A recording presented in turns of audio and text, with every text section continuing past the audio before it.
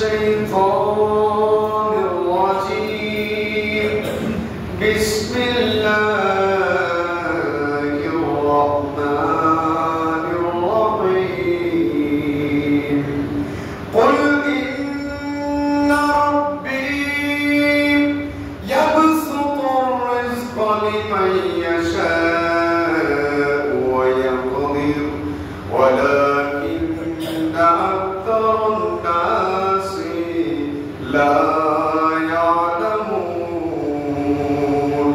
صدق الله مولانا العظيم وصدق رسوله النبي الحكيم الكريم ونحن على ذلك من الشاكرين والشاكرين والحمد لله رب العالمين. وأيضا قال الله تعالى في كلامه المجيد بسم الله الرحمن الرحيم قل بفضل الله وبرحمته فبذلك فليفرحوا هو خير مما يجمعون صدق الله المولانا العظيم وصدق رسوله النبي الحبيب الكريم ونحن على ذلك من الشاهدين والشاكرين والحمد لله رب العالمين. الحمد لله والشكر لله والصلاة والسلام على خير خلق الله. আল্লাহ পাক সুবহানাহু ওয়া তাআলার দরবারে লক্ষ কোটি শুকরানা সাজদা আদায় করি। রব্বুল আলামিন আল্লাহুল হাকিম আমাদেরকে দয়া করে মায়া করে মাহে রবিউল আউয়াল 1500তম পবিত্র জশ্নে জুলুসে ঈদ মিলাদুন নবী সকলে বলি সাল্লাল্লাহু আলাইহি ওয়াসাল্লামের মাস মাহে রবিউল আউয়ালের প্রথম জুমা আদায় করার জন্য আমাদের সকলের পরিচিত ফুড অফিস জামে মসজিদের মধ্যে সকলে সমবেত হয়ে কোরআন ও হাদিস থেকে বয়ানাত ও তাকরীরাত শোনার তৌফিক দান করেছেন। একটু উঁচা আওয়াজ বলি আলহামদুলিল্লাহ, আরেকটু আওয়াজ দিয়ে বলি আলহামদুলিল্লাহ। সালাম আরজ করছি সেই রাসূল করিম রউফ রহিম শফিউল মুদবিন আকায়ে নামদার তাজদার মদিনা সুরুরে কলব সিনা মুহাম্মদুর রাসূলুল্লাহ সাল্লাল্লাহু আলাইহি ওয়াসাল্লামের নূরানি দরবারে যেই নবীজির উসিলায় আমরা আল্লাহকে পেয়েছি, দুনিয়া পেয়েছি, আখিরাত পেয়েছি, নয় নয় কাল কিয়ামতের ময়দানের মাধ্যমে যার শাফাতে কুবরার মাধ্যমে আমরা জান্নাত লাভ করব, সেই রাসূল করিমের দরবারে লক্ষ কোটি দরুদ ও সালাম বরকত করুন আমিন। আমিন। আপনাদের সম্মুখে দুটো আয়াত খানা তেলাওয়াত করেছি। আয়াত খানা সূরাতুস সাবা আপনার 22তম পারা সূরাতুস সাবা 36 নম্বর আয়াত প্রথম আয়াতটা, আর দ্বিতীয় আয়াতে পাক যেটা আমি তেলাওয়াত করেছিলাম 11 নম্বর পারা সূরাতুল ইউনূসের আপনার 57 নম্বর আয়াত। একটু জোরে বলুন সুবহানাল্লাহ।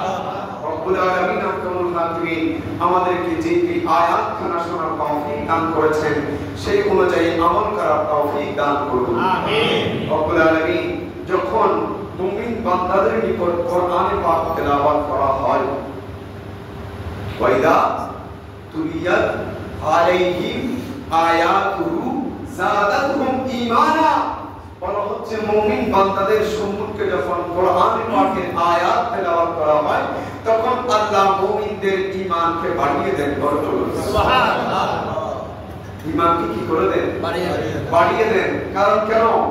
কারণ এই কালামে পাক আল্লাহর কালাম, এটা দুনিয়ার কোনো কিতাব নয়, এটা দুনিয়ায় রচিত কোনো কিতাব নয়, এটা আসমান থেকে রব্বুল আলামিন আহকামুল হাকিমিন আমাদের আকা মাওলা তাজদার মদিনা সকলে বলুন মুহাম্মদুর রাসূলুল্লাহ সাল্লাল্লাহু আলাইহি ওয়াসাল্লামের উপর নাযিল করেছেন। দীর্ঘ 23 বছর বরকত বলুন সুবহানাল্লাহ। হুজুর একটা কিতাব 30 পারার একটা কিতাব 6666 আয়াত সম্বলিত একটা কিতাব, এটা নাযিল করতে 23 বছর লাগে।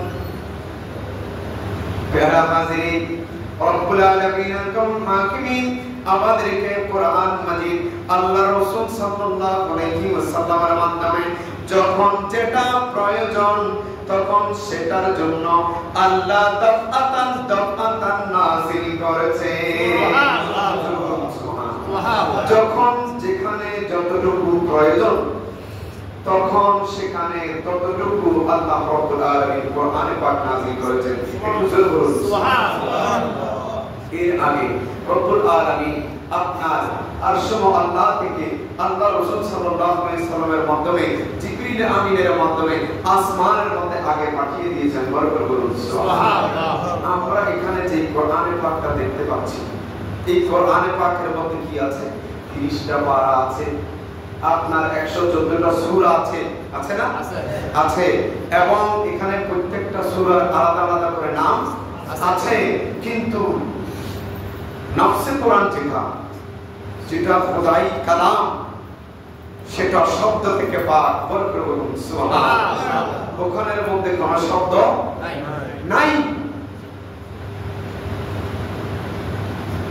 কোরআনে পাকের ব্যাপারে বলা হচ্ছে যালিকাল কিতাবু লা রাইবা ফীহি, তোমাদের নিকট অবতীর্ণ হওয়া রাসূল করিম সাল্লাল্লাহু আলাইহি ওয়াসাল্লামের মাধ্যমে নাযিল হওয়া এই কিতাবটুকু এটি এমন একটা কিতাব যেখানে সন্দেহের বিন্দু মাত্র অবকাশ নাই। সন্দেহের অবকাশ নাই। কেউ যদি কোরআনে পাকের ব্যাপারে কোনো সন্দেহ করে তার ঈমান থাকবে না। এই জন্য এটা এমন একটা কিতাব যেই কিতাবের ব্যাপারে কোন ধরনের সন্দেহ নাই। না ওই কিতাবের সূরার ব্যাপারে সন্দেহ রয়েছে, না ওই কিতাবের আপনার পারার ব্যাপারে সন্দেহ রয়েছে, না ওই কিতাবের লিখিত প্রত্যেকটা আয়াতের মধ্যে সন্দেহ রয়েছে, না ওই কিতাবের লিখিত প্রত্যেকটা ওয়ার্ডের মধ্যে শব্দের মধ্যে সন্দেহ রয়েছে। নয় নয়, ওখানে ব্যবহৃত প্রত্যেকটি নুকতা, প্রত্যেকটি হরকাতের ব্যাপারে কোন ধরনের সন্দেহ নাই। এমন বিশুদ্ধ কিতাব আমরা আপনারা বই পাবো, আর কোথাও পাওয়ার সম্ভাবনা নাই। আল্লাহ রাসূল সাল্লাল্লাহু আলাইহি ওয়াসাল্লাম এই কোরআনের ব্যাপারে বলে দিচ্ছেন যে তোমরা যদি এই কোরআনটাকে আঁকড়ে ধরো, আমার আওলাদে পাককে যদি আঁকড়ে ধরো, তাহলে তোমরা কোনদিন গোমরাহ হবে না। এইজন্য রত্নকে কি করতে হয়? যত্ন করতে হয়। রত্নকে আমাদের সাথে থাকা অ্যান্ড্রয়েড ফোন যেটা টাচ মোবাইল, সেই টাচ মোবাইলটাকে আমরা কি করি? যত্ন করে কি না করি? আমাদের থাকা গোল্ড, এই গোল্ডটাকে আমরা সংরক্ষণ করি কি না করি? কেন? কেন? অনেক দামি জিনিস, অনেক দামি জিনিস। দামি জিনিসকে দাম দিতে হয়। দামি জিনিসকে যদি দাম দেওয়া না হয়, তাহলে নিজেকে আপনার বেদামি অদামি হিসেবে সাব্যস্ত করা হয়। তাহলে ওই জিনিসটা আর থাকবে না। আমাদের ঘরের মধ্যে যদি আমরা আমাদের গোল্ড বলেন, টাকা পয়সা বলেন, ওগুলো যদি যত্রতত্র আমরা ফেলে রাখি, তাহলে ওটা কি আর সংগ্রহ থাকবে না? থাকবে না। বলা হচ্ছে তোমাদের নিকট যে কোরআনে পাক নাযিল হয়েছে, এই কোরআনের ব্যাপারে কোনো সন্দেহ নাই। এই কোরআন যদি তোমরা কোনোভাবে দুনিয়া থেকে যদি ধ্বংস করে দাও, তারপরে হেফাজত করবেন কে? ইন্না নাহনু নাযালনা যিকরা ওয়া ইন্না লাহু লাহাফিযুন। সুবহানাল্লাহ। এই কোরআনের হেফাজতের দায়িত্ব নিয়েছেন কে? আল্লাহ। আল্লাহ যদি কোনো কিতাবের সিকিউরিটির দায়িত্ব নিয়ে নেন, তখন ওটার আর কোন ধরনের কোন নিরাপত্তা অনিশ্চয়তা আছে? নাই। এই জন্য কোরআনকে যদি সমগ্র বই জগৎ লাইব্রেরি থেকে যদি ধ্বংস করে দেওয়া হয়, তাহলে কি কোরআনকে পৃথিবী থেকে সমূল ধ্বংস করা যাবে? যদি জানিয়ে দেওয়া হয় পৃথিবীর সব বইয়ের দোকান, তবু বিশ্ব থেকে হারাবে না পবিত্র কোরআন। হারাবে না। কে বলছে? ইনডিরেক্টলি আল্লাহ বলেছেন, কিন্তু একজন আপনার ওই ইসলামিক স্টাডিজ নিয়ে গবেষণা করা একটা শিল্পী, তার নামটা আমার নকুল কুমার বিশ্বাস।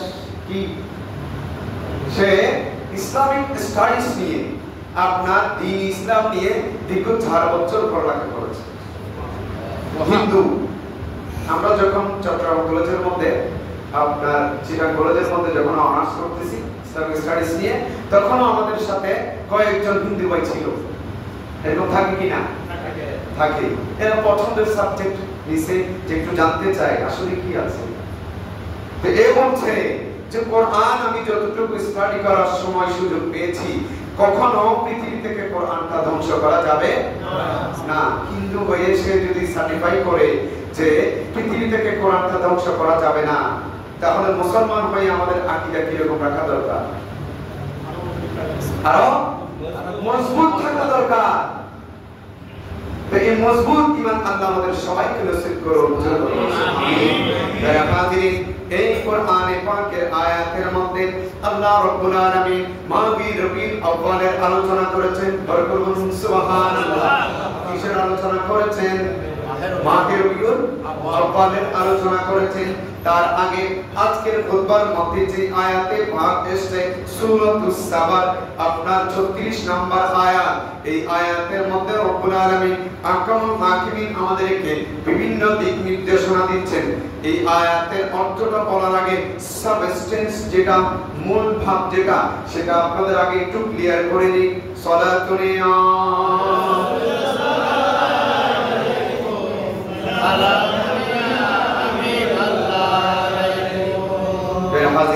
এখানে আপনাদের সম্মুখে যে আয়াতে কারিমা তেলাওয়াত করলাম, এই আয়াতে কারিমা তেলাওয়াতে ওখানের মধ্যে আপনাদের বলা হচ্ছে আল্লাহ যদি চায়, আল্লাহ যদি চায়, ইন্না রাব্বি কুল ইন্না রাব্বি ইয়াবসুতুর রিজকা লিমান ইয়াশাউ ওয়া ইয়াকদির, এবং আল্লাহ যাকে ইচ্ছা চায়, আল্লাহ যাকে চায় তার রিজিকের মধ্যে ফরাগত দান করেন। তারপরে আমার বলা হচ্ছে আল্লাহ যাকে ইচ্ছা তাকে আল্লাহ তন্দুরস্তি দান করেন। আপনার তঙ্গি হালত, সংকীর্ণ অবস্থা, অভাবী জীবন দান করেন, সংকীর্ণ জীবন দান করেন। তার রিজিকের মধ্যে কমতি থাকে। অনেকে আবার আমার এরকম আছেন যে অনেক কি অসহায় গরিব, অসহায় গরিব আছে না? আবার অনেকে আছে অনেক বেশি সচ্ছল আছে কিনা? এই সচ্ছলতা এবং আপনার কি দারিদ্রতা, এই দুটোটার ব্যাপারে আজকে এখানে কথা হচ্ছে। ইনশাআল্লাহ আমি যেভাবে বলবো একটু যদি সামান্য মনোযোগ দেন, তাহলে ইনশাআল্লাহ আপনাদের এখানের মধ্যে থাকা আমাদের ভুল ধারণাগুলো আল্লাহ দূর করে দিবেন। বরকত বলুন আমিন। এই আয়াতের অর্থটা বুঝতে গেলে এর পূর্ববর্তী আয়াতে দিকে একটু দেখতে হবে, কারণ এই আয়াতের মধ্যে যে কথাটা বলা হয়েছে এর কতগুলো পূর্ব কথা রয়েছে। বরকত বলুন সুবহানাল্লাহ। এই জন্য কোরআন বুঝতে হবে আপনাকে উপরে নিচে সবখানে দেখতে হবে। বরকত বলুন সুবহানাল্লাহ। শুধু কি এক পৃষ্ঠার মধ্যে দেখবেন? না না, পুরো কোরআন মাজিদের প্রত্যেকটা লাইনে লাইনে আমাকে আপনাকে গবেষণা করতে হবে যে আমি যে অর্থটা করতেছি, যে বিষয়টা তুলে ধরতেছি, এই বিষয়টার ব্যাপারে আল্লাহ রাব্বুল আলামিন আরব কিভাবে কি রকম করে কথা বলেছেন। বরকত বলুন সুবহানাল্লাহ। সালাতুন ইয়া রাসূলুল্লাহ আলাইকুম সালামুন ইয়া হাবিবাল্লাহ। খুব সংক্ষেপ করতে হচ্ছে, গভীর মনোযোগ চাই। রব্বুল আলামিন কামাল হাকিমিন আমাদেরকে উদ্দেশ্য করে বলে দিচ্ছেন। রব্বুল আলামিন সূরাতুস সাবার আপনার 35 নম্বর আয়াতের মধ্যে বলেছেন ওয়াকালু নাহনু আকতারু আমওয়ালাও ওয়া আওলাদা ওয়া মা নাহনু বিমুআযযিবিন। একটু জোরে বলুন নাউযুবিল্লাহ। নাউযুবিল্লাহ। এখানে একটা কাফেরদের কথাকে আল্লাহ কোরআন মাজিদের মধ্যে কোট করেছেন। কাদের কথা বললাম? কাফেরদের কথা। ওই কাফেরদের উক্তিটা হলো এরকম, ওয়াকালু তারা বলে নাহনু আকসারু আমওয়ালাও ওয়া আওলাদা। কাফের সম্প্রদায় বলছেন দেখো দেখো আমাদের সম্পত্তির মধ্যে অঢেল সম্পত্তি রয়েছে। অঢেল কি রয়েছে?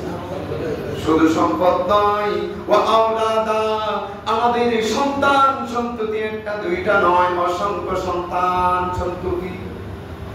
কাফেরদের কি তারা বলছে, দেখো আল্লাহ যদি আমাদের উপর নারাজ হতো, আল্লাহ আমাদেরকে এরকম অঢেল সম্পদ অসংখ্য অগণিত আপনার এরকম সন্তান সন্ততি কি দান করতো? না নাকি হ্যাঁ, সেটা আমরা পরে বলবো। কিন্তু এখানে একটা ফলসফা রয়েছে, এখানে একটা দর্শন রয়েছে, সেই বিষয়টা কি তারপর বলে দিচ্ছেন যে ওয়ামা নাহনু বিমুআযযিবিন। দেখো দেখো দেখো ও কি সংখ্যক মুসলমানরা, মুসলিমরা, ও হে মুহাম্মদ সাল্লাল্লাহু আলাইহি ওয়াসাল্লামের অনুসারীরা, দেখো দেখো তোমরা, আমরা যে দুনিয়ার মধ্যে আছি, এই দুনিয়ার মধ্যে আল্লাহ আমাদেরকে কিভাবে সচ্ছলভাবে চালাচ্ছে। দেখো আমাদের ঘরের দিকে দেখলে অসংখ্য অগণিত সন্তানরা রয়েছে। তো এই সব কিছু দুনিয়াতে যদি আমাদেরকে এরকম করে চালায়, তাহলে আল্লাহ কি আমাদেরকে কবরের মধ্যে এরকম আযাব দিবে? না না, কারণ আমরা দুনিয়ার মধ্যে আল্লাহ যেখানে সম্মানিত করেছেন, ইজ্জত দিয়েছেন, সেখানে কি আমরা পরকালের মধ্যে আমাদেরকে বেইজ্জত করবেন? এটা হচ্ছে কাদের কথা? কাফেরদের কথা। কাদের কথা? এবার আসুন, আল্লাহ রাব্বুল আলামিন আমরা যারা মুমিন মুসলমান বান্দা আছি, আমাদের দিকে উদ্দেশ্য করে বলছেন, কুল, হে রাসূল সাল্লাল্লাহু আলাইহি ওয়াসাল্লাম, আপনি বলে দিন, ইন্না রাব্বি ইয়াবসুতুর রিজকা লিমান ইয়াশা, আল্লাহ যাকে চান তার আপনার রিজিকের মধ্যে অসংখ্য অগণিত আপনার সচ্ছলতা দান করেন, অসংখ্য অগণিত রিজিক দান করেন। একটু জোরে বলুন সুবহানাল্লাহ। তারপরে বলেছে ওয়ায়াকুদির, বলা হচ্ছে আবার যাকে ইচ্ছা তাকে আল্লাহ অসচ্ছলতা দান করেন। সুবহানাল্লাহ। কেমন? তারপরে বলা হচ্ছে ওয়ালাকিন্না আকসারান নাসি লা ইয়ালামুন। একটু জোরে বলুন সুবহানাল্লাহ। কিন্তু অসংখ্য অগণিত মানুষ সেটা জানে না। এখানে অসংখ্য অগণিত মানুষ যারা, কাদেরকে বলে হয়েছে? কাফেরদের। কাদেরকে বলা হয়েছে? কাফেরদেরকে বলা হয়েছে। বলে অসংখ্য মানুষ এটা জানে না। কোনটা জানে না? আল্লাহ যে যাকে ইচ্ছা তাকে সচ্ছলতা দান করেন, আবার যাকে ইচ্ছা তাকে অসচ্ছল জীবন দান করে, এটা অধিকাংশ মানুষ জানে না। এখন আল্লাহ রাসূল সাল্লাল্লাহু আলাইহি ওয়াসাল্লামের হাদিসে পাক সহ তাফসীরের বিভিন্ন কিতাবের দিকে যদি আমরা দেখি, এখানে বলা হচ্ছে কাফেরদের একটা বদ্ধমূল ভুল ধারণা ছিল। তারা বলছে দুনিয়ার মধ্যে আল্লাহ আমাদেরকে সচ্ছল জীবন দান করেছেন। কি জীবন দান করেছেন? সচ্ছল জীবন দান করেছেন। এটার উদ্দেশ্য এটা নয় যে পরকালের মধ্যেও সে আপনার সচ্ছল জীবন পাবে। পাবে না। কারণ কেন? বলা হচ্ছে জীবনের সচ্ছলতা, জীবনের অসচ্ছলতা, এই সব কিছু কার পক্ষ থেকে? আল্লাহর পক্ষ থেকে। আপনার তাফসীরের মধ্যে বলা হচ্ছে, তাফসীরের অসংখ্য তাফসীরের মাদারিকের মধ্যে, তাফসীরের খাতিনের মধ্যে বলা হচ্ছে যে সচ্ছলতা, মুমিন বান্দার সচ্ছলতা এবং অসচ্ছলতা এটা আল্লাহর রাজি এবং নারাজির মূল উসুলুব নয়। বরকত বলুন সুবহানাল্লাহ। কেউ যদি মুসলমান যদি আপনার ভালোভাবে সচ্ছল জীবন যাপন করে, যখন প্রয়োজন যেটা প্রয়োজন সেটা কিনতে পারতেছে, যখন যেখানে ইচ্ছা টাকা নিয়ে চলে যেতে পারতেছে, আসলে এরকম আছে। আবার যার প্রয়োজন সে যে গাড়ি করে আপনার বাই রোড যেতে পারবে, কিন্তু সে বাই রোডে না দিয়ে আপনার কি বিভিন্ন এয়ারপ্লেন আপনার বিমান ব্যবহার করতেছে। এটা সচ্ছলতার পরিচয় না অসচ্ছলতার পরিচয়? এখন এরকম সচ্ছল জীবন এটা আল্লাহর রাজি, আল্লাহর সন্তুষ্টি এবং অসচ্ছল জীবন যে তার কাছে আপনার সাধারণ যানবাহন, লোকাল যানবাহন ব্যবহার করার মতো অর্থবিত্ত নাই, সে পায়ে দিয়ে হেঁটে চলে যাচ্ছে, এই অসচ্ছল জীবনতা এটা আল্লাহর অসন্তুষ্টির কারণ নয়। সোজা কথায় আল্লাহর সন্তুষ্টি এবং অসন্তুষ্টি এটা সচ্ছল এবং অসচ্ছল জীবনের মধ্যে সীমাবদ্ধ নয়। এটা হচ্ছে মূল কনসেপ্ট এই আয়াতে পাঠে। সালাতুনিয়া সালামুনিয়া হাবিবাল্লাহ। এর হাজিরিন, এরপরে কাফেরদের দুটি জিনিস, এই দুটি জিনিসের উপর তারা ভর করে তাদের জীবন যাপন করত। কাফেরদের ব্যাপারের মধ্যে আল্লাহ রাব্বুল আলামিন বলে দিয়েছেন, ইন্নাল্লাযীনা কাফারু মিনাল মুশরিকিনা আপনার কি ফি জাহান্নামের মধ্যে খালিদিনা ফিহা, তারা চিরকাল ওই জাহান্নামের মধ্যে থাকবে। কোথায় থাকবে? জাহান্নামের মধ্যে থাকবে এবং ওই জাহান্নাম থেকে তারা রেহাই পাবে। মুশরিক কাফের যারা আছে তাদের অনন্ত জীবন হচ্ছে জাহান্নাম, জান্নাত নয়। বলা হচ্ছে কাফের মুশরিকদের জন্য এই দুনিয়া হচ্ছে কি? জান্নাত। দুনিয়া হচ্ছে, আর মুমিন বান্দাদের জন্য সিজনুল লিল মুমিনিন, এই দুনিয়া হচ্ছে একটা কারাগারের মতো। বড় করে বলুন সুবহানাল্লাহ। কারাগারের মধ্যে কেউ যদি বন্দী করা হয়, সেটা কি আপনার খুশির জীবন নাকি আপনার দুঃখের জীবন? না ঠিক মতো বসতে পারবেন, না ঠিক মতো শুইতে পারবেন, না ঠিক মতো খাইতে পারবেন, না আমরা যে সামাজিক যে কার্যকলাপ এগুলো করতে পারবো? মুমিনদের জন্য দুনিয়া হচ্ছে, আর কাফেরদের জন্য দুনিয়া হচ্ছে কি? জান্নাত। এই জন্য দেখবেন যে আল্লাহকে অনেক সময় আমরা নারাজি হয়ে আমরা আমাদের অভিমান ক্ষোভ ঝাড়ি, বলে আল্লাহ তুমি দিচ্ছ তো দিচ্ছ, যে আল্লাহ যাকে আপনাকে যারা স্মরণ করে না, আপনাকে যারা অস্বীকার করে, তাদেরকে তুমি ধনে দৌলতে একদম জবুরা করে দিচ্ছ। তাদের না ধন সম্পদের কম আছে, না তাদের সন্তান সন্ততির কম আছে। তোমরা সবগুলো তো ওদিকেই দিয়ে দিচ্ছ, সবগুলো ওদিকেই দিয়ে দিচ্ছ। আর মুসলমানরা বলা আছে আমরা তো গরিব, আমরা গরিব, না ঠিক মতো আমরা আপনার হালাল রুজি রোজগার করতে পারতেছি, না ঠিক মতো দুটো ভাত খেতে পারতেছি, না সচ্ছল জীবন যাপন করতে পারতেছি। অথচ আমরা আপনাকেই প্রভু হিসেবে জানি, আপনাকেই রব হিসেবে মানি, পাঁচ ওয়াক্ত নামাজ আদায় করি, সত্য কথা বলি, সৎ পথে চলি, সৎ মানুষের সাথে চলি। এত কিছু সত্ত্বেও আল্লাহ তুমি ধন সম্পদ সবগুলো ওদিকেই দিচ্ছ, ওদিকেই কিছু দিচ্ছ। এরপরে দেখেন আপনার এই কাফেরদের এই কনসেপ্টটা যে তাদের ধন সম্পদ, তাদের সন্তান সন্ততি, এগুলাকে তারা জাহান্নামের আযাব থেকে মুক্তির কারণ হিসেবে ধরত। এরপরে আল্লাহ রাব্বুল আলামিন পরবর্তী আয়াতের মধ্যে সেটাও আপনার স্পষ্ট করে দিচ্ছেন, তাদের ভুল ধারণা থেকে পরিপূর্ণভাবে বাতিল করে দিচ্ছেন। বলা হচ্ছে ওয়া আমওয়ালুকুম ওয়ালা আওলাদুকুম বিল্লাতি তুকাররিবুকুম ইনদানা সুলফা ইল্লা মান আমানা ওয়া আমিলা সালিহান। একটু জোরে বলুন সুবহানাল্লাহ। বলা হচ্ছে আপনার এরপর বলা হচ্ছে ওয়া আমওয়ালুকুম ওয়া আওলাদুকুম, তোমাদের যতগুলো ধন সম্পদ রয়েছে, তোমাদের যত সন্তান সন্ততি রয়েছে, বিল্লাতি তুকাররিবুকুম ইনদানা, তোমাদের এই ধন সম্পদ, তোমাদের এই সন্তান সন্ততি কোন অবস্থাতেই আমি রবের কাছাকাছি তোমাদেরকে নিয়ে আসতে পারবে না। কোরআনের পাকের আয়াত স্পষ্ট না? বুঝা যাচ্ছে তো? একদম সরি স্পষ্ট আয়াত, এখানের মধ্যে ব্যাখ্যার প্রয়োজন নাই। শুধু আপনার যাদের এখানে প্রনাউন যেগুলো ব্যবহার করেছে, আমি শুরু থেকে যেভাবে বলে আসলাম সেভাবে যদি একটু মাথায় কনসেপ্টটা রাখেন তাহলে এই আয়াতটা একদম স্পষ্ট। বলা হচ্ছে ইল্লা, কিন্তু ওই সমস্ত ব্যক্তি আমার নিকটবর্তী হতে পারবে, আমার বন্ধু হবে, আমার কাছাকাছি থাকবে। কোন সমস্ত ব্যক্তি? মান আমানা, মান আমানা, যারা ঈমান এনেছে, ওয়া আমিলা সালিহান, এবং সৎ কাজ করেছে। কি করেছে? ভালো কাজ করেছে।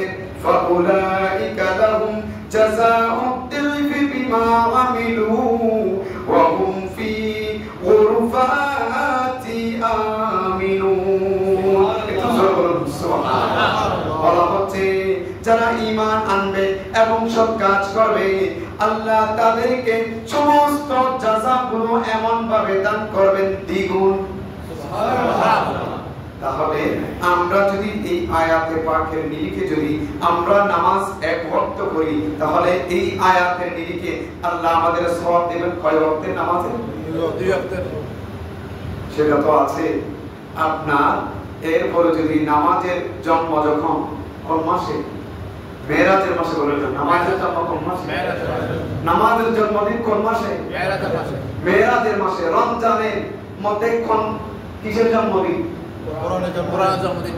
আর রবিউল আউয়ালের মধ্যে কার জন্মদিন? রাসূল পাক সাল্লাল্লাহু আলাইহি ওয়াসাল্লামের জন্মদিন। রাসূল পাক সাল্লাল্লাহু আলাইহি ওয়াসাল্লামের জন্মদিন। জন্মদিন আছে কি না? আছে। আছে নাকি নাই? আছে। ওই জন্য রমজানকে কি বলা হয়? কোরআনের মাস। কার মাস? কোরআনের মাস। কোরআনের মাস। আর রজবকে কি বলা হয়? আল্লাহর মাস। সুবহানাল্লাহ। এই ধরনের করে নিসবত করে দেওয়া, সম্পর্ক করে দেওয়া, এটা হচ্ছে আপনার সম্মান প্রদর্শনের একটা মাধ্যম। সুবহানাল্লাহ। আর রবিউল আউয়াল এটা কার সাথে সম্পর্কিত? রাসূল করিম সাল্লাল্লাহু আলাইহি ওয়াসাল্লামের সাথে সম্পর্কিত। যে আয়াতটা বলেছিলাম, বলা হচ্ছে যারা ঈমান আনবে এবং সৎ কাজ করবে ফাউলাইকা লাহুম জাযাউদ দিফি বিমা আমিলু, তারা যে সমস্ত নেক আমালে সলে করবে ওই আমালে সলে গুলো সব আল্লাহ দ্বিগুণ দান করবেন। সুবহানাল্লাহ। শুধু কি দ্বিগুণ? না না, শুধু দ্বিগুণ না, বলা হচ্ছে আল্লাহ যদি চায় যে ওই আপনার আমালে সলিহার গুলো প্রতিদান আল্লাহ 700 গুণ পর্যন্ত বৃদ্ধি করে দেবেন। সুবহানাল্লাহ। 700 গুণ পর্যন্ত বৃদ্ধি করে দেবেন। বলা হচ্ছে এরপরে বলা হচ্ছে ফাউলাইকা লাহুম জাযাউদ দিফি বিমা আমিলু ওয়া হুম ফি গুরফাতি আমিনুন। এরপরে আল্লাহ তাদেরকে এমন জান্নাত দান করবে যেই জান্নাতের মধ্যে বিভিন্ন রকমের আপনার ইয়াকুত পাথর সহ বিভিন্ন দামি দামি পাথরের দ্বারা সজ্জিত তৈরিকৃত আপনার ফ্ল্যাট দেওয়া হবে। সুবহানাল্লাহ। গুরফাতুল মানে কক্ষ। গুরফাতুল মানে কি? কক্ষ। ফ্ল্যাট কি দেওয়া হবে? ফ্ল্যাট। আমরা তো এই দুনিয়ার ফ্ল্যাটের জন্য পাগল হয়ে যাচ্ছি, অথচ এই দুনিয়ার ফ্ল্যাটের আপনার ডিউরেশন মেয়াদকাল কতদিন? 100 বছর। যদিও আমরা 100 বছর কি বাঁচি না, তাহলে 100 বছর পরে এটার কি মালিকানা শেষ। কিন্তু রব্বুল আলামিন কামুল হাকিমিন আল্লাহ আমাদেরকে কোরআন মাজিদের আরেক জায়গায় বলে দিচ্ছে, বলা হচ্ছে ও মুমিন বান্দা তোমরা যখন আমি আল্লাহর উপর ঈমান আনবে, আমার দেওয়া সৎ কাজ করবে, এর পরবর্তীতে আল্লাহ তোমাদেরকে এমন একটি জান্নাতের মধ্যে প্রবেশ করাবেন। বিসমিল্লাহির রহমানির রহিম। ইন্নাল্লাযীনা আমানু ওয়া আমিলুস সালিহাতি উলাইকা হুম খায়রুল বারিয়া জাযাউহুম ইনদা রাব্বিহিম জান্নাতু আদিন। সুবহানাল্লাহ। সেই জান্নাতের নাম কি? জান্নাতে আদন। তাজরি মিন তাহতিহাল আনহার। যেই জান্নাতের তলদেশের মধ্যে বিভিন্ন রকমের সুমিষ্ট পানীয় ঝর্ণা রয়েছে। আমাদের এখানে আছে? নাই। আছে? নাই। সাদ্দাত যেটা বানিয়েছিল দুনিয়ার জান্নাত যাকে বলা হয়, সেই সাদ্দাত সে পা রাখার আগে দুনিয়া থেকে কি হয়ে গেছে। কিন্তু রব্বুল আলামিন আমাদের নবীজির ঘরকে, নবীজির বাগানকে, নবীজির আরামগাহকে আল্লাহ রব্বুল আলামিন কি বলেছেন? জান্নাত বলেছেন। সুবহানাল্লাহ। জান্নাতে বাগান। জান্নাতে বাগান। হুজুর বাগানে তো ফুল থাকে, আমরা ওখানে ফুল তো কিছু দেখি না। ফুল বাগানের জন্য ফুল এটা শর্ত নয়। আপনার মাদ্রাসা, প্রত্যেকটা মাদ্রাসা সেগুলো হচ্ছে ইলমে দ্বীনের একটা বাগান। বরকত বলুন সুবহানাল্লাহ। তো ওই বাগানের মধ্যে ফুল কারা? তালেবে ইলমরা। ফুল কারা? তালেবে ইলমরা। আর আপনার ওখানের মধ্যে মধু আহরণ করে কারা? তালেবে ইলমরা। मदरसा के बागे जन्नत मुअल्लिम है मिथले गुल शहद उनकी इल्म दी है तालिबाना बुलबुल सलाम या रसूल अल्लाह अलैकुम सलाम या हबीब अल्लाह अलैकुम। मेरे हाजिरीन বলছিলাম ওই জান্নাত জান্নাতে আদম বলা হচ্ছে এই জান্নাতে আদমের মধ্যে তারা কি 100 বছর থাকবে না না আল্লাহ বলে দিচ্ছেন খালিদিনা ফিহা আবাদা নয় 100 বছর নয় চিরকাল চিরজীবন তারা জান্নাতের মধ্যে তাদের জীবন অতিবাহিত করবে। আমরা মূলা চাষ করব নাকি বেগুন চাষ করব বুঝি নাই মূলা চাষ কি আর বেগুন চাষ কি হতে না আমি এই সিজনের মধ্যে মূলা চাষ করব কি রকম হতে না মূলাটা এমন জিনিস যে একবার যদি এটা উঠিয়ে ফেলা হয় গাজরের মতো একবার যদি উঠিয়ে ফেলা হয় দ্বিতীয়বার ওখান থেকে আর কিছু পাওয়া যায় না। তো কাফিররা হচ্ছে তারা এই দুনিয়াটাকে মূলা চাষ এবং গাজর চাষ করতেছে। কাল কিয়ামতের ময়দানের মধ্যে যখন ফুলসিরাত যখন পার হতে বলা হবে তারা ওই মূলা এবং গাজরের মতো কেটে কেটে জাহান্নামের মধ্যে পড়ে যাবে। পরে বলুন সুবহানাল্লাহ। বলে তুমি দুনিয়ার মধ্যে মূলা এবং গাজর চাষ করেছো আমার কি দোষ?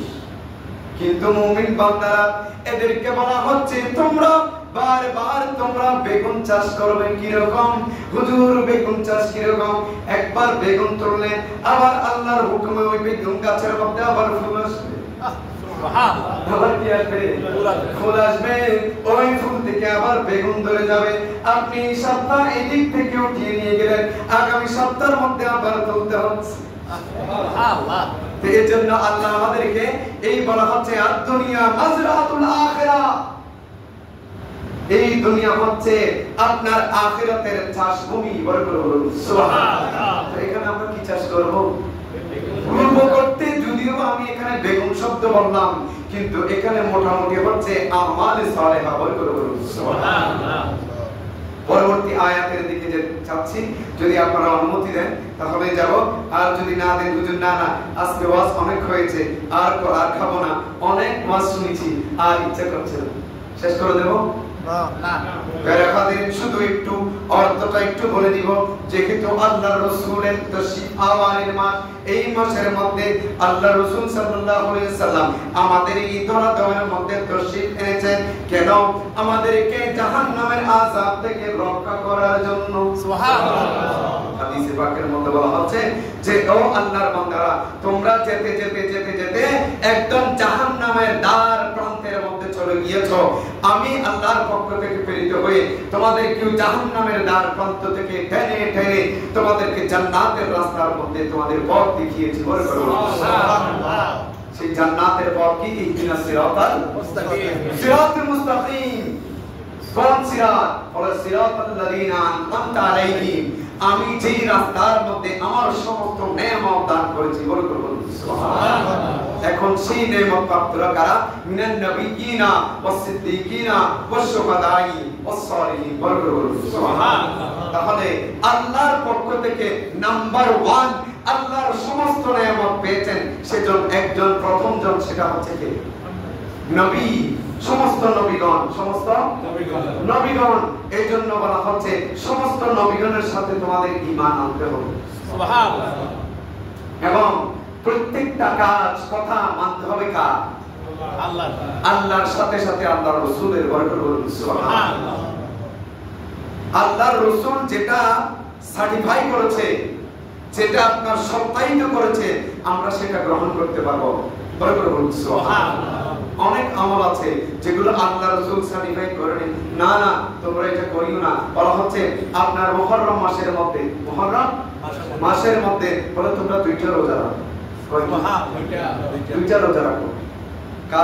কারণ ইহুদিরা তারা একটা রাখে। কয়টা রাখে? একটা। তোমরা কয়টা রাখো? দুইটা। তাহলে আমরা ওই একটা রোজা রাখবো না দুইটা রাখবো? কেন? যেহেতু আল্লাহ রাসূল সাল্লাল্লাহু আলাইহি সাল্লাম বলেছেন কে বলেছেন? আল্লাহ রাসূল সাল্লাল্লাহু আলাইহি ওয়াসাল্লাম বলেছেন সেজন্য। এখন সেই রাসূলের ব্যাপারে বলা হচ্ছে কুল বিফাদিল্লাহি ওয়া বিরাহমাতিহি ফাবিযালিকা ফালইফরাহু তুজরুন সুবহানাল্লাহ। আল্লাহ বলে দিচ্ছেন হে রাসূল সাল্লাল্লাহু আলাইহি ওয়াসাল্লাম আপনি ঘোষণা করে দিন, আপনি কি করে দিন? ঘোষণা করে দিন, আপনি বলে দিন বিফাদিল্লাহি ওয়া বিরাহমাতিহি, আল্লাহর পক্ষ থেকে বান্দা কোন যখন অনুগ্রহ পাবে এবং আল্লাহর পক্ষ থেকে কোন ধরনের রহমত যখন পাবে, তারপরে বলা হচ্ছে বিরহমাতিহি ফাবিযালিকা, এবং অনুরূপ কোন নেয়ামত যখন পাবে ফালইফরাহু, তোমরা অবশ্যই অবশ্যই খুশি উদযাপন করবে। সুবহানাল্লাহ। ফালইফরাহু মানে কি? খুশি উদযাপন করবে, তোমরা খুশি উদযাপন করবে। এখন আল্লাহর সবচাইতে বড় নেয়ামত কোনটা? আল্লাহ রাসূলের নাম। আমরা যা কিছু পেয়েছি, আযান করেন কার নাম আছে? আল্লাহ রাসূলের নাম আছে কিনা? কি নাম? আশহাদু আন্না মুহাম্মাদার রাসূলুল্লাহ। আযানের মধ্যে কার নাম? আমি যদি ঈমান আনতে চাই আল্লাহর নামের পরবর্তীতে কার নাম নিতে হবে? রাসূল পাক সাল্লাল্লাহু আলাইহি ওয়াসাল্লামের নাম। আমি যদি লা ইলাহা ইল্লাল্লাহ লা ইলাহা ইল্লাল্লাহ সারা জীবন যদি পড়ি ঈমানদার হব না। কেন?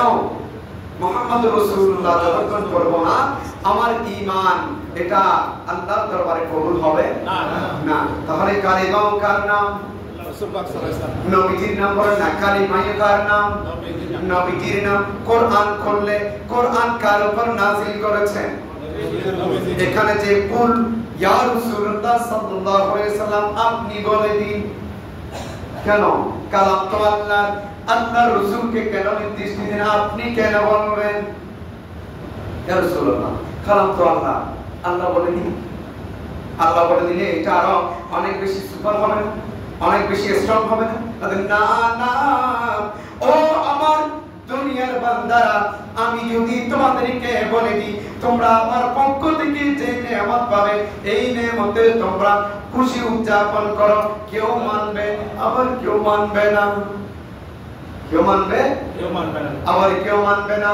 ইয়া রাসূলুল্লাহ, ইয়া হাবিবাল্লাহ, আপনাকে আমি সৃষ্টি করেছি কখন?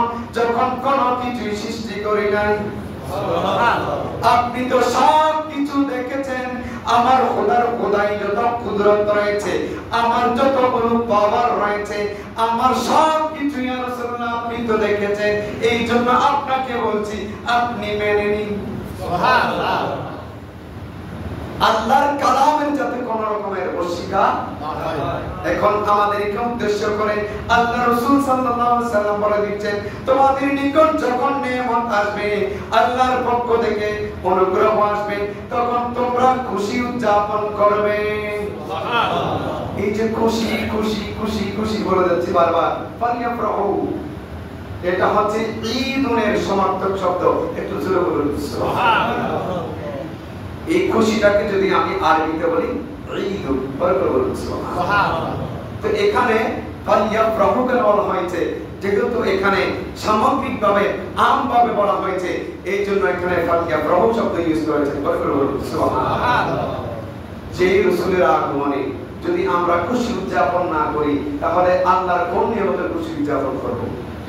বলা হচ্ছে ফাবি আইয়ি আলাই রাব্বিকুমা তুকাদ্দিবান, আমার কোন নিয়ামতকে তোমরা অস্বীকার করো? অস্বীকার করার সুযোগ আছে? নাই। আমরা যদি খুশিটা উদযাপন না করি তাহলে কি হবে শুনেন। শয়তান 4 বার চিৎকার দিয়ে কান্না করেছে। কয়বার? 4 বার। কয়বার কান্না করেছে? 4 বার। একটু আওয়াজ দিয়ে কয়বার কান্না করেছে? একবার হচ্ছে তাকে যখন জান্নাত থেকে বের করে দেওয়া হলো, তাকে যখন লানত দেওয়া হলো চিৎকার করে কান্না করেছে। আর একবার হচ্ছে যখন সূরা ফাতিহা নাযিল হয়েছে।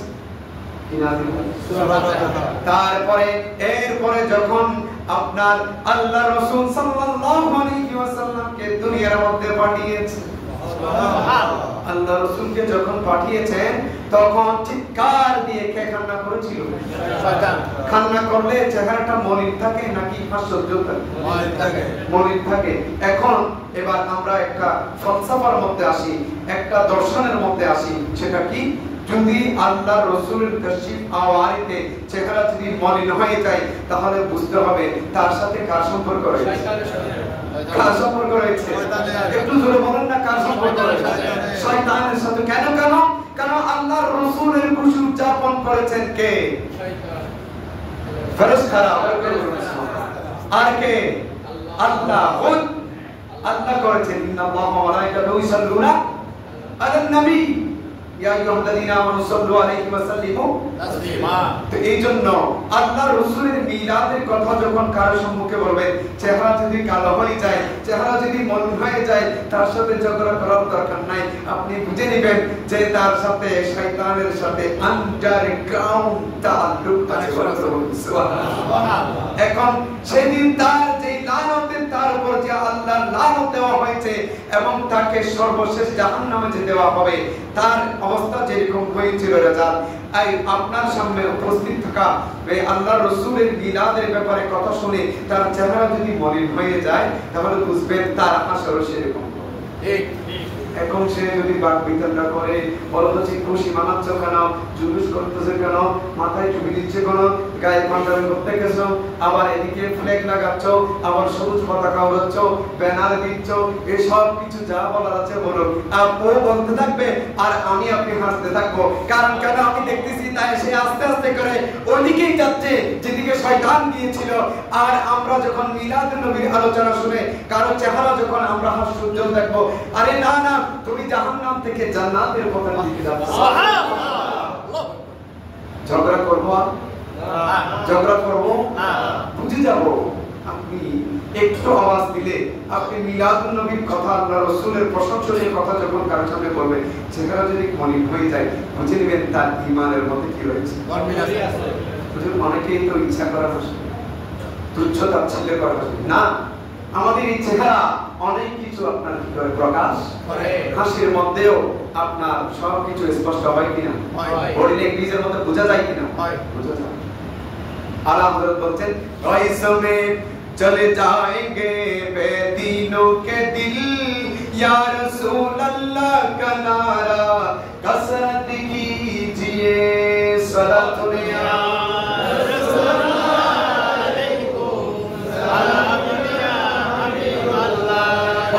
চেহারা এমন ভাবে তার কি মলিন হয়ে যাবে, এমন রক্তিম বর্ণের হয়ে যাবে, এমন ভাবে তার চেহারাটা কালো হয়ে যাবে, আপনার চেহারা মলিন করে ফেলবে যে তোমরা ওই ব্যক্তি বেদিনকে দিন, যে বেদিন রয়েছে, যে ইসলামের সাথে তার সম্পর্ক নাই, আপনার আল্লাহ রাসূলের সাথে সুন্দর রাবেতা নাই, তার সামনে যখন ইয়া রাসূলুল্লাহ বলবেন তখন তার চেহারা কি হয়ে যাবে, কালো হয়ে যাবে। আলা হযরত ইয়া রাসূলুল্লাহ কা নারা কসরত কিজিয়ে, তার সামনে তুমি বেশি বেশি করে ইয়া রাসূলুল্লাহ বলো। সুবহানাল্লাহ। আমরা একবার নারা দিব, নারায়ে তাকবীর, আল্লাহু আকবার, নারায়ে তাকবীর, আল্লাহু আকবার, নারায়ে রিসালাত, ইয়া রাসূলুল্লাহ। এটা যখন বলবে, বলা হচ্ছে ইয়া রাসূলুল্লাহ স্লোগান যখন দেওয়া হবে, তখন বেদিন বাতিল যারা আছে তাদের দিলের মধ্যে আগুন জ্বলতে থাকবে। আমরা কোন দলে যাব? আল্লাহর রাসূল সাথে, আল্লাহর রাসূল সাহাবায়ে کرام আউলিয়া کرام যে পথে ছিলেন সে পথে, নাকি শুধু নারায়ে তাকবীরের মধ্যে সীমাবদ্ধ থাকবো? নারায়ে রিসালাত বলবো। যেরকম করেন মুহাম্মদ রাসূলুল্লাহ না বললে আমার ঈমানটা পরিপূর্ণ হবে না, সেরকম করে নারায়ে তাকবীরের সাথে যদি নারায়ে রিসালাত না থাকে, আল্লাহর সেই মহানত্ব প্রকাশ পাবে না। আল্লাহ আমাদের বুঝার তৌফিক দান করুন। আমিন। ওয়া তৌফিক ইল্লা বিল্লাহ। আসসালামু আলাইকুম ওয়া রাহমাতুল্লাহি ওয়া বারাকাতুহু। আমাদের মসজিদের মধ্যে পবিত্র ঈদে মিলাদুন নবী সাল্লাল্লাহু আলাইহি ওয়াসাল্লাম মাহফিল হবে ইনশাআল্লাহ। পরবর্তীতে আমরা ঘোষণা করব ইনশাআল্লাহ। আমরা সকলেই সমবেত হয়ে মাহফিলের মধ্যে উপস্থিত হব ইনশাআল্লাহ।